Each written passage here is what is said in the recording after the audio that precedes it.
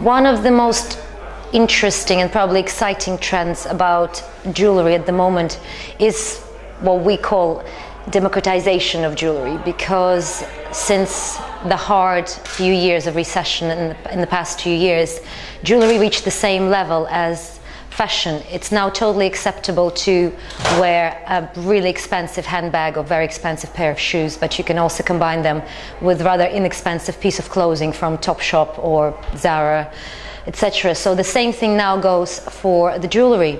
If before everything about jewelry was supposed to be the value, the high standard, the expense, now I think it's very exciting to see all the new designs that can be done in silver, that can be done gold-plated, and that brought jewelry on a completely new level and allowed it a lot of new possibilities. Theme of emerging trends.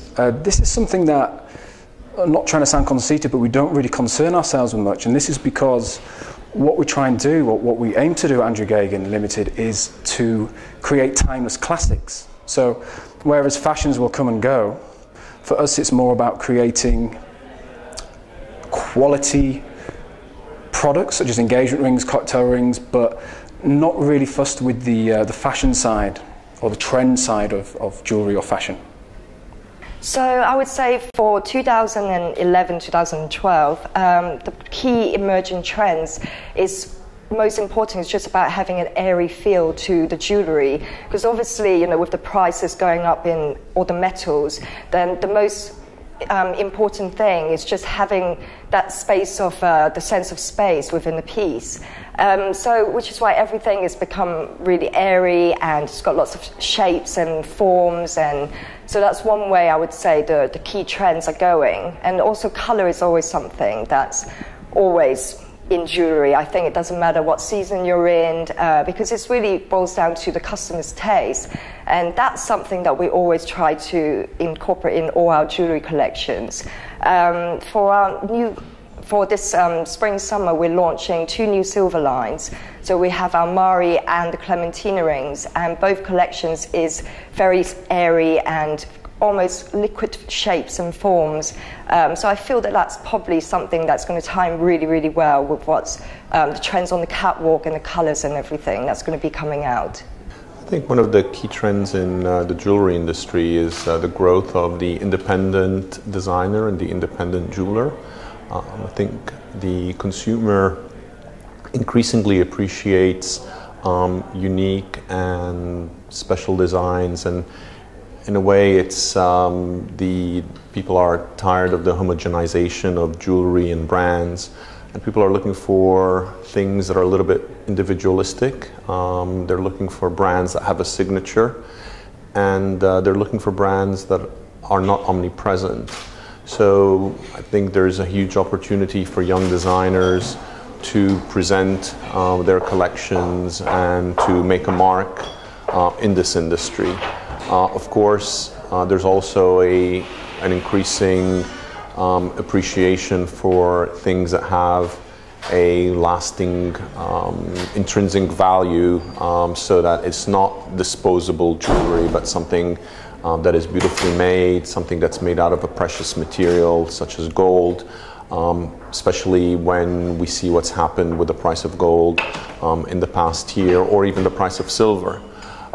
So consumers are looking for things that have value and that are unique.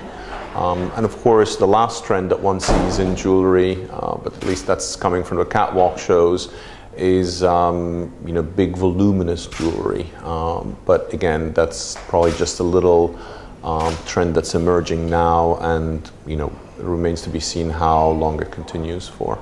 In the future of British jewellery, I think particularly the idea of personal service is starting to introduce itself.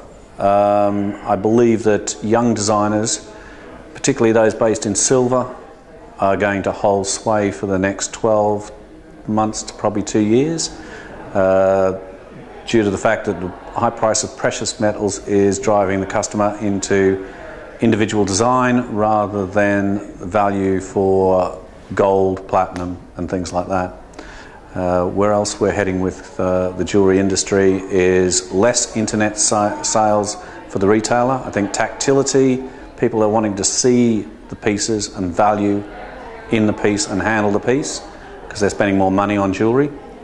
And I think women's wear will still be the predominant accessory brand. I think the key emerging talents at the moment, I've seen a lot, and it definitely applies in my work as well, is lots of fluid organic forms, but symmetrical forms, so quite considered fluid forms. That seems to be a growing trend, and also yellow gold I feel is becoming more and more sought after, which I'm delighted about because I think it's a beautiful colour, and using different textures and matte and shiny together. I feel like that's quite a lot of a growing trend. I think the key emerging trend within the jewellery industry is that customers are really looking to place their purchases within a more handcrafted look, particularly given the economic climate. They really want to look for something that's a little bit more hand-spun.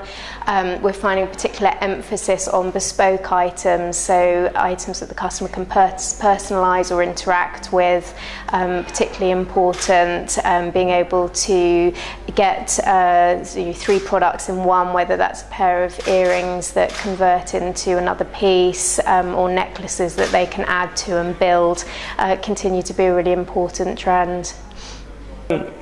Thinking about emerging trends in the jewellery industry is a difficult one. On the one hand, there's a direction that I would like to see things move in, and on the other hand, there is the reality in the direction in which things move in.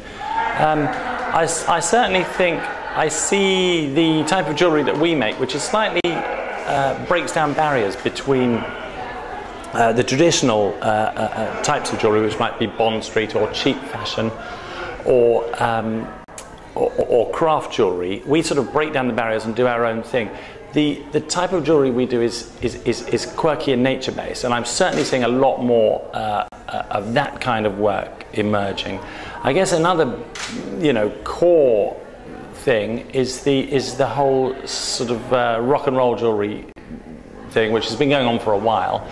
I would like to see a more international view in the UK, because there are so many strong types of jewellery coming, particularly from Japan and France, which is a much more delicate, feminine type of jewellery.